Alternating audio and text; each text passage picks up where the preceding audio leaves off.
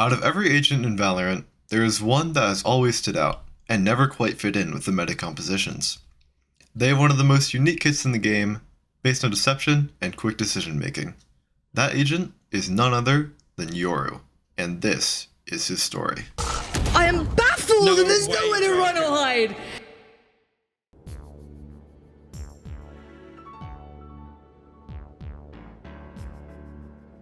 On January 12th, 2021, Episode 2, Act 1 was released.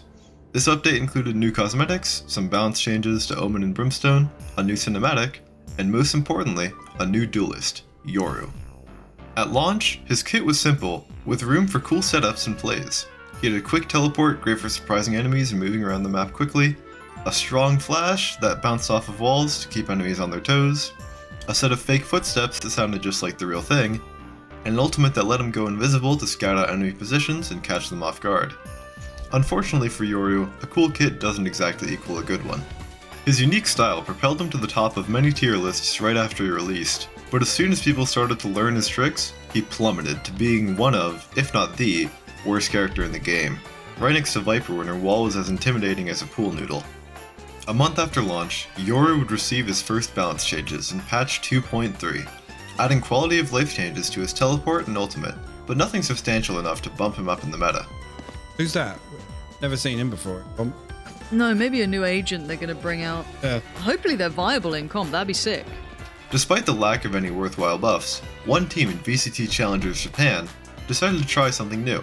Team Reject picked up the Yoru Unbind and followed through with a convincing 13-1 victory, winning the series against Scars. Even with a good performance, Yoru's play rate stayed low throughout the following months, though Bind was solidified as his best map due to his ability to manipulate the teleporters and cause chaos. On March 30th, 2021, Yoru received his first big batch of buffs in patch 2.6. His flash was changed to be faster and more effective, his teleport anchor lasts longer and recharges throughout the round, and he could get his ult more often and teleport while invisible. Would these buffs be enough? In short, no they weren't. Yoru still lacked the tools that other, better duelists had. His movement was clunky and unreliable, his decoys were easily ignored, and there was just better options for flashes. Around the same time as these changes, a few teams in Challengers Brazil were testing the waters, and one team found success. Team Vikings, who you may recognize as a former team of world champions Sacy and Sadak, played the Yoru in a few different games and ended up winning VCT Brazil Challengers Phase 2, qualifying them to go to the international LAN in Reykjavik, where they would become the first team to pull out the Yoru in an international event, and then get swept by Team Liquid. After Team Vikings' rise and fall, Yoru would fade into the background, overshadowed by Jett and the newly released KO. He would see playtime, yes, but Yoru was seen as a meme pick by the player base, something to surprise the enemy team with, because why would you pick such a terrible agent? He would receive a couple balance changes and a reassurance that the Valorant devs know he exists, but nothing big enough to make him relevant. The release of Chamber in patch 3.10, a sentinel with the ability to teleport across the map that was shoving duelists out of the meta, invalidated Yoru even more. But towards the end of 2021, there was a glimmer of hope for Yoru.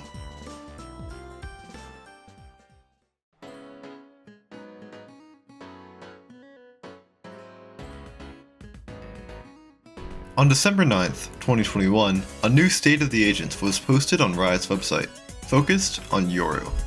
This is when the big news was dropped. Yoru would be the first agent to get a complete rework. The post promised that the updated Yoru would provide more consistent value to his team, and fulfill the fantasy of becoming a master of deception, and make his abilities more useful.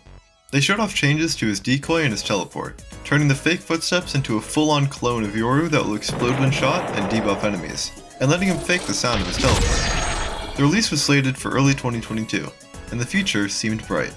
2021 ended with Yoru still being at the bottom of most tier lists, and his mains were feeling hopeful for what would come next. In early February of 2022, another Yoru-focused State of the Agents was posted. It showcased the changes coming to the rest of Yoru's abilities that we didn't see videos of in the previous article, as well as some concept art of the new changes.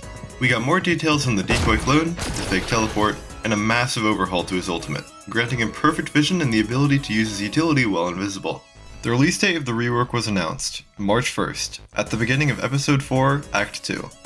The weeks would pass, and March 1st would come, bringing hefty balancing to controllers and the long-awaited Yoru rework.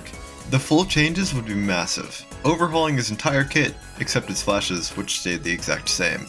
Everything shown in the State of the Agents articles teasing his rework was finally here, and players got to work. It was clear that this iteration of Yoru had even more potential for crazy plays and mix-ups, but he was still hard to master, and still relied on the enemy team making mistakes and giving him opportunities. Despite these persisting issues, it wouldn't be long before he got his first chance at redemption in professional play. Paper Rex, a Southeast Asian team, would be the first to put faith into Yoru. Forsaken, the team's star duelist, would pick him up on Bind against DRX and G2 Esports, winning one map and losing the other. Potential was shown, but the rework had only been out for a month, and everyone was still learning the best ways to utilize his new tricks. After the dust settled from the update, Yoru was in a good spot, much better than he was in release. He wouldn't receive any balance changes for a while, and his full potential would begin to show at the next Masters tournament in Copenhagen. Paper Rex, with Forsaken's signature Yoru pick, made a miracle run, beating teams like Fnatic and the Reykjavik champions of Optic Gaming, and eventually just barely falling to FPX in the Grand Finals 2-3, becoming the first Asian team to place second or higher at an international event. They locked in Yoru 3 times across Bind and Breeze, winning one map against Fnatic and losing the other 2 against FPX, so maybe it didn't go that well. But this was still the furthest Yoru had ever gotten in a Masters tournament. Halfway through the tourney, patch 5.1 was released, bringing some big buffs to Yoru's ultimate. It's important to note that the entire tournament was played on patch 5.0, so these buffs didn't affect Paper Rex's run. The 5.1 changes included an increase to the duration of Yoru's ultimate, and a reduction in the time it takes to come out of the ultimate, allowing for more creative setups and cheesy shotgun plays. At this point, Yoru has found his place as a decent surprise pick to catch an enemy team off guard, since most teams are running compositions that favor chamber initiators like KO or Fade over duelists. Champions Istanbul would come and go, and Yoru would lose the 2 games he was played in, solidifying his place as a wildcard pick towards the bottom of the tier list. He would receive his next tweaks in patch 5.7, increasing the duration of his flashes by a quarter of a second. This wasn't a very impactful change, though the nerfs to KOs and Sky's flashes in that same patch made his blinds a more attractive option. The end of Champions Istanbul marked the end of the VCT season, so there isn't much to talk about there. However, the Game Changers LAN in Berlin was a different story. G2 Gozen, the team that won the event, picked Yoru twice on Pearl, the newest map in the game at the time, dominating C9 White but just barely losing against Shopify Rebellion in the first map of the Grand Finals they eventually won. After G2 was crowned in Berlin, Valorant esports was truly over for the year, but the balance changes weren't. Patch 5.12 would change almost every agent in some way, as well as butchering Chamber, and Yoru was no exception. The health and cost of his gate crash would be decreased by a small amount, which unsurprisingly didn't end up mattering. 2022 came to an end, and Yoru was in a much better place than he was at launch after the rework and multitude of balance tweaks. He still wasn't good. A character based on deception in a tactical FPS will always depend on the enemy team making mistakes, but he'd improved. However, at the beginning of 2023, Yoru would take a big blow. When Episode 6 launched, Bind and Breeze were taken out of the map pool and replaced with an updated split and the new map that launched with the act, Lotus.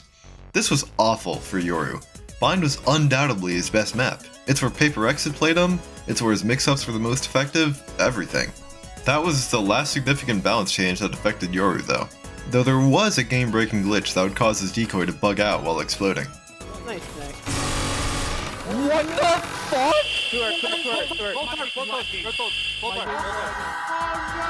What is happening? Yoru would see minimal playtime at the recent kickoff VCT tournament in Sao Paulo, being picked on Pearl by evil geniuses in BBL esports with mixed results. So at the end of the day, is Yoru a good agent? Well, not really, but at least he's cool. I want to thank you all for watching this video to the end. It took a lot of work and time to make, and I've been wanting to get into making videos like this for a long time. Yoru is my first serious main in Valorant, and even though I stopped playing him after the rework, he's still one of my most played agents. All of the creators whose footage I used in this video are in the description, though you probably already know most of them. If you want to see more stuff like this, follow my Twitter where I post about Valorant a lot, and subscribe, because I have a lot of videos planned.